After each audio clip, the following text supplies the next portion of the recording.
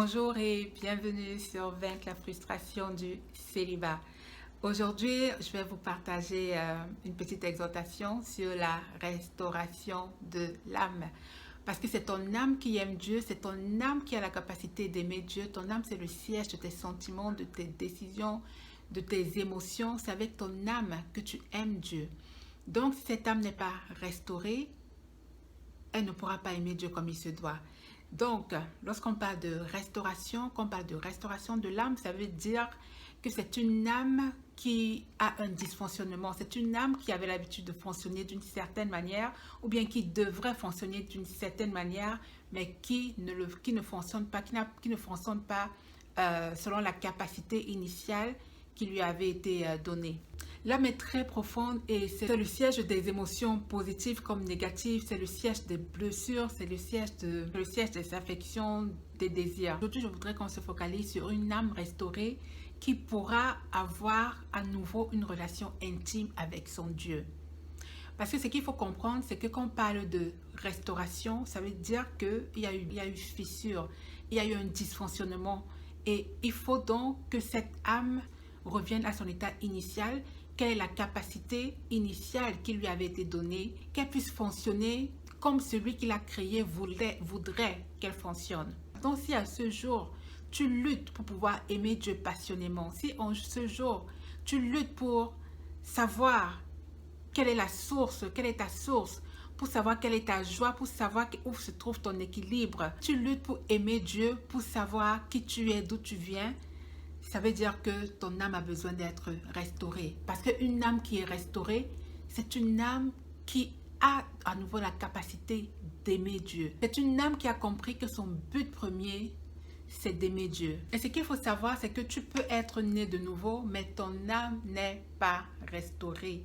Parce que quand tu es né de nouveau, c'est ton esprit qui est né de nouveau. Lorsque la Bible dit que tu es devenu une nouvelle créature, c'est ton esprit en fait qui a été régénéré. C'est ton esprit qui est passé en fait de la mort à la vie. Mais ton âme a besoin d'être rééduquée pour que ton esprit, pour que la communication entre ton esprit et ton âme puisse être fluide. C'est pourquoi lorsque tu nais de nouveau, les blessures de l'âme ne sont pas totalement guéries. Ton corps non plus, tu peux avoir des maladies en toi qui ne partent pas immédiatement. Mais c'est lorsque tu t'alignes au nouveau royaume, au royaume de Dieu maintenant auquel tu appartiens, c'est lorsque tu t'alignes à ce nouveau règne, quand tu t'alignes aux règles du nouveau royaume auquel tu appartiens, que les choses commencent à se passer en toi. Ce que tu dois comprendre, c'est que pour aimer Dieu, il faut que ton âme soit rééduquée. Si tu souhaites que ton âme soit restaurée à son état initial, il faut retourner vers celui qui l'a fait. Genèse 2 au chapitre 7 dit ceci. L'Éternel forma l'homme de la poussière de la terre. Il souffla dans ses narines un souffle de vie, et l'homme devint une âme vivante. Je viens là de te présenter le propriétaire de ton âme. C'est lui qui l'a formé, alléluia. C'est lui qui a formé ton âme, et il te demande de l'aimer avec cette âme. C'est pourquoi il dit également dans Josué, je vais vous le lire dans Josué 23 au verset 11, « Veillez donc attentivement sur vos âmes, afin d'aimer l'Éternel, votre Dieu. » Donc, il te demande de veiller à l'aimer. Tu dois veiller à l'aimer. Tu sais, il y a un combat. Il y a le diable qui cherche également des âmes. Il y a un combat des âmes qui se passe. Il y a des personnes qui ont vendu leur âme au diable, consciemment ou inconsciemment.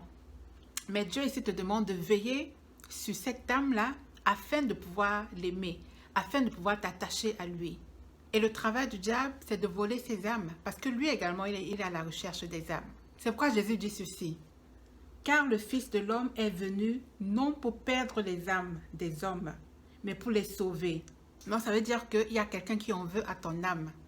Mais Jésus te dit que lui, il est venu pas pour te perdre, pas pour t'amener à la perdition, mais pour sauver cette âme qui lui appartient. Il est venu pour récupérer cette âme qui lui appartient. Il est venu pour sortir ton âme des griffes de celui qui veut s'accaparer de ton âme, qui veut s'accaparer de ta vie. Il est venu pour te sauver de celui qui est après ton âme. C'est pourquoi il dit qu'il est le gardien de ton âme. Mais toi, est-ce que tu lui as donné cette âme-là? Est-ce que tu veilles sur ton âme pour vraiment l'aimer, pour aimer celui qui a créé, qui a mis cette âme dans ton corps, dans l'enveloppe que tu es? Donc mon frère, ma soeur, Dieu te demande de lui donner ton cœur. Il dit dans Proverbe, mon fils, donne-moi ton cœur, ma fille, donne-moi ton cœur. Qu'est-ce que tu fais de ton cœur? Qu'est-ce que tu fais de ton âme? Je veux t'encourager au travers de cette vidéo à évaluer ton âme. Quel est l'état de ton âme? Est-ce que tu aimes Dieu? Est-ce que tu parviens à aimer Dieu? Ton âme est toujours en proie à des obsessions, à des troubles, à des addictions. C'est un signe qu'elle fonctionne mal. C'est un signe qu'elle ne sait pas de quoi elle a besoin. Parce que si elle avait été restaurée, elle allait savoir que par-dessus tout, c'est de Dieu dont elle a besoin. Tu as été transféré d'un royaume à un autre, du royaume des ténèbres vers le royaume de la lumière. Donc tu dois savoir quelles sont les nouvelles règles de ce royaume. Ton âme a besoin d'être éduquée à ces nouvelles réalités du royaume de Dieu à laquelle elle appartient. Donc mon frère, ma soeur, je t'invite à évaluer ton âme.